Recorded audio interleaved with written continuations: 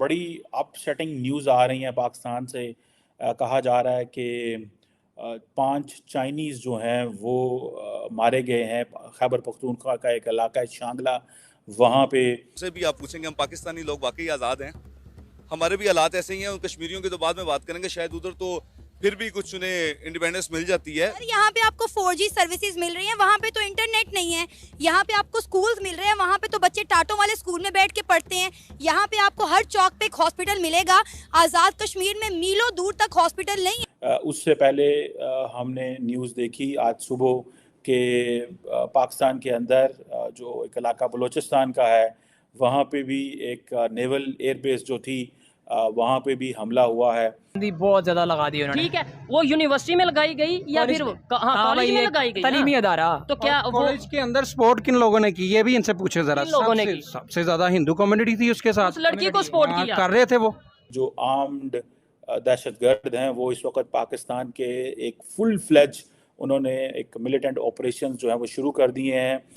अगर आप देखें कि डिफरेंट किस्म के मिलिटेंट ग्रुप्स हैं जिनका पाकिस्तान को सामना करना पड़ता है। कश्मीरी कह रहे हैं कि जी ये सारे रास्ते खोल दिए जाएं कारगिल और दूसरे, तो यासीन मलिक को रिहा करे ना भारत। यासीन मलिक को क्यों नहीं रिहा करते?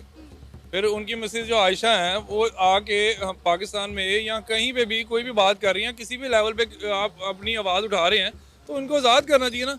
जो दाइश खुरासान है ये एक सिग्निफिकेंट इम्पॉर्टेंट टेररिस्ट ऑर्गेनाइजेशन है, पाकिस्तान के लिए बहुत बड़ा ख़तरा है। इतनी बड़ी तादाद में ये लोग भी नहीं हैं और ये तालिबान के भी ख़िलाफ़ हैं, ये अमेरिका के भी ख़िलाफ़ हैं, ये अफ़गानिस्तान के भी ख़िलाफ़ हैं, ये पाकिस्तान के ख़िलाफ़ हैं, ये रशिया के भी ख़िलाफ़ हैं। आपको पता है इन्होंने वो किया है। इंडियंस ने जो स्ट्रेटेजी बनाई हुई है कि वो वहाँ से मुस्लिम्स को कम कर रहा है और इंडियंस को माइग्रेट ज़्यादा कर रहा है, जिस पे बहुत सारे इंडियंस अब कश्मीर में जो है, हिंदू की मैं बात कर रहा हूँ, जो कश्मीर में मूव हो चुके हैं और वो तब तक वहाँ पे कोई भी इलेक्शन नहीं करवाएंगे जब तक उनको मेजोरिटी नजर नहीं आएगी। नमाज और चीज है और त्यौहार और चीज है। एक मिनट मेरी बात कर, मुझे सवाल करने दे। नमाज इबादत है, बिल्कुल अल्हम्दुलिल्लाह। हिंदुओं की पूजा इबादत होती है, उनका जो भी है वही नहीं हो वही, जो वही, नहीं वही, जो है वही। ठीक है। फिर चले त्योहार पे पाबंदी लगा दें, होली पे पाबंदी लगा दें, पूजा कर लें। पूजा ऐसा तो हो ही नहीं है ना। होली देखे ना। तो अगर यही हालात रहे तो जाहिर बात है कि डेवलपमेंट उधर ज़्यादा होती नहीं। तो इधर के लोग भी यही चाहेंगे कि यार हमें भी ज़्यादा फैसिलिटीज़ मिले, ज़्यादा चीज़ें मिलें, तो वो लोग उस चीज़ के लिए मूव ऑन करने की तो कोशिश करेंगे। और ये भी हो सकता है कि यहाँ पे भी मतलब स्ट्राइक्स वगैरह भी हों और ज़्यादा चीज़ें बढ़ जाएं, हालात भी कुछ सीधा हो सकते हैं।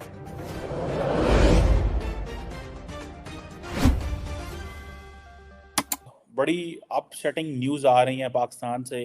कहा जा रहा है कि 5 चाइनीज़ जो हैं वो मारे गए हैं। खैबर पख्तूनख्वा का एक इलाका है शांगला, वहाँ पे उससे पहले हमने न्यूज़ देखी आज सुबह कि पाकिस्तान के अंदर जो एक इलाका बलूचिस्तान का है, वहाँ पे भी एक नेवल एयरबेस जो थी, वहाँ पे भी हमला हुआ है। और ये पर्टिकुलरली आप समझ लें कि एक नेवल एयरबेस तुर्बत के करीब थी और मंडे नाइट को, कल रात को इस पे हमला हुआ जिसमें गन फायर्स और काफ़ी ज़्यादा हुआ। और ये इट टेल्स के ये जो आर्म्ड दहशतगर्द हैं वो इस वक्त पाकिस्तान के एक फुल फ्लेज उन्होंने एक मिलिटेंट ऑपरेशन जो है वो शुरू कर दिए हैं। अगर आप देखें कि डिफरेंट किस्म के मिलिटेंट ग्रुप्स हैं जिनका पाकिस्तान को सामना करना पड़ता है। ये एक वो जिसे कहते हैं ना ग्रुप नहीं है। आप एक तरफ देखते हैं कि टीटीपी है, तहरीक तालिबान पाकिस्तान है, दूसरी तरफ आप देखते हैं बलोच इंसर्जेंट्स हैं, फिर आप देखते हैं दाइश खुरासान है। सो ये जो ये चीज़ें हमारे सामने हैं और पाकिस्तान की जो काउंटर टेररिज्म की जो अप्रोच है वो कोई इतनी कॉम्प्रिहेंसिव नहीं है जितनी शायद होनी चाहिए। दूसरी तरफ आप अफ़गानिस्तान को देखें, वो कहते हैं जी हमने तहरीक तालिबान पाकिस्तान को हाथ ही नहीं लगाना जो कि अफ़गानिस्तान से ऑपरेट कर रही है। जिसे वो कहते हैं ना, अब ये पाकिस्तान की जो काउंटर टेररिज्म और जो काउंटर इंसर्जेंसी रिस्पॉन्सेज हैं, अगर देखा जाए तो बहुत सारे लोग इस पे क्रिटिसिज्म करते हैं कि ये एडहॉक। हम तो कहते हैं जी हमारी रिस्पेक्ट की जाए, तो किसी की किसी की कोई रिस्पेक्ट नहीं है, यही सिखा रहे हैं हम। क्या किसी के मजहब की रिस्पेक्ट नहीं करनी चाहिए? अल्लाह ताला ने फरमाया इन्ना दीन इंदल्लाहिल इस्लाम। ठीक है, इज्जत और वक़ार वाला सिर्फ एक ही दीन है। मैं ठीक है, मैं वो है देखें, अल्लाह और आप उसके बात रसूल का को दीन, थोड़ा घुमा बस। देंगे तो नहीं, फिर वो नहीं, घुमाने वाली complicated बात नहीं ये है। मुझे आप मुझे हाँ ना में जवाब दें। जब मक्का के अंदर जब बात आई थी ना, जो हदीस भी मौजूद है, तब भी ये कहा गया था कि जो जो जहाँ जहाँ है वो वहीं उनको हर चीज की इजाजत है। नहीं, आप मुझे इस बात का जवाब दें, हम किसी के मजहब की रिस्पेक्ट, हमें नहीं कहा गया कि रिस्पेक्ट करें। कैसे रिस्पेक्ट नहीं, आप मुझे बता दें, अगर आपको कहते हैं आप नहीं, मुझे बताएं ना, रिस्पेक्ट किस तरह की रिस्पेक्ट करें? आप हाँ, अगर हम नहीं, किसी नहीं, के अब मैं मजहब को respect क्या हम करूं? किसी के मजहब को बुरा कहेंगे तो वो हमारे मजहब को भी बुरा कहेंगे। तो किबला ये अल्लाह ताला ला इलाहा नहीं, इल्लल्लाह आप मुहम्मद देखें, रसूल कह रहे हैं आप बुरा, फिर मैं उनको क्या कहूँ? नहीं सर, ये बताएं हमारे, आप इस पे क्या कहना चाहेंगे? ये हाँ, शायद मेरी मेरे सवाल बात को नहीं समझ रहे। मैं आपकी बात बात को ये समझ है रहे, मेरी कि बात कोई- करें। नहीं, आप ये बताएं मजहब की रिस्पेक्ट करनी चाहिए या नहीं? आप मेरी बात सुने, मजहब की रिस्पेक्ट आपने क्या पढ़ा हुआ है? ला इलाहा इल्लल्लाह मुहम्मद रसूलुल्लाह। अल्लाह ताला फरमाता है ला इलाहा इल्लल्लाह,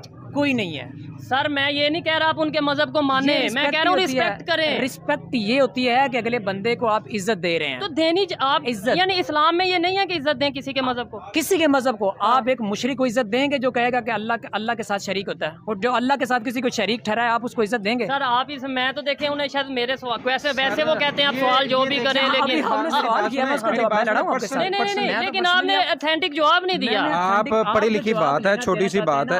नहीं, आप जो अपनी तरफ से मैं अगर आपको मुझे बताएं ना, मैं अगर आप कह दूं इस्लाम में ये है कि किसी के मजहब को आप रिस्पेक्ट करो ताकि वो आपके मजहब की रिस्पेक्ट करे। वो जवाब दे देना या वो लुकमा दे देना, मेरे मुंह में डाल दें जो आप कहलवाना चाहते हैं। मैं कहलवाना नहीं चाहता, मैं ये कहता हूँ कि मैंने जो इस्लाम पढ़ा है, मैंने जो मजहब पढ़ा है, उसमें ये है कि आप किसी के मजहब की रिस्पेक्ट करो, वो आपके मजहब की रिस्पेक्ट करेंगे। कौन सी हदीस है? दिखा दे मुझे। चलिए, मुझे इतना ऑथेंटिक नहीं चीज का पता, लेकिन और ये एक नया इंटरनल सिक्योरिटी फ्रेमवर्क जो है उसको जनरेट करने की ज़रूरत है if we really want things to improve. अगर आप देखें कि ये जो आप इनको दो हिस्सों में तकसीम कर सकते हैं दहशतगर्द जमातों को। एक हिस्सा तो वो है जिनको आप फेथ बेस्ड मिलिटेंट ग्रुप्स कहते हैं, और दूसरा हिस्सा वो है जिनको आप एथनिक जो मिलिटेंट्स हैं वो ये कह सकते हैं। ये पाकिस्तान के लिए एक ऐसा चैलेंज है जिसको मैं समझता हूँ कि ये जल्दी ख़त्म नहीं होने वाला। ये जिसे कहेंगे 2023 बड़ा ख़तरनाक पाकिस्तान के लिए रहा है। टीटीपी के अटैक बढ़ गए थे, आपको पता है चित्राल के अंदर उन्होंने एक फुल फ्लेज हमला कर दिया था पाकिस्तान के ऊपर, जिसमें वो चाहते थे कि हम पाकिस्तान का किसी इलाके को कैप्चर कर लें, और ताकि जब किसी इलाके को कैप्चर करें तो हम ये पैगाम दे सकें कि जनाब हम हमारा कंट्रोल है, और अफ़गान तालिबान कह सकेंगे कि भाई हम वो हमारे पास नहीं है, वो तो पाकिस्तान के अंदर मौजूद हैं। ये एक दिस इज़ अनदर जिसे कहते हैं ना कि एक इंटरेस्टिंग एक ऑब्जर्वेशन समझी जा रही है।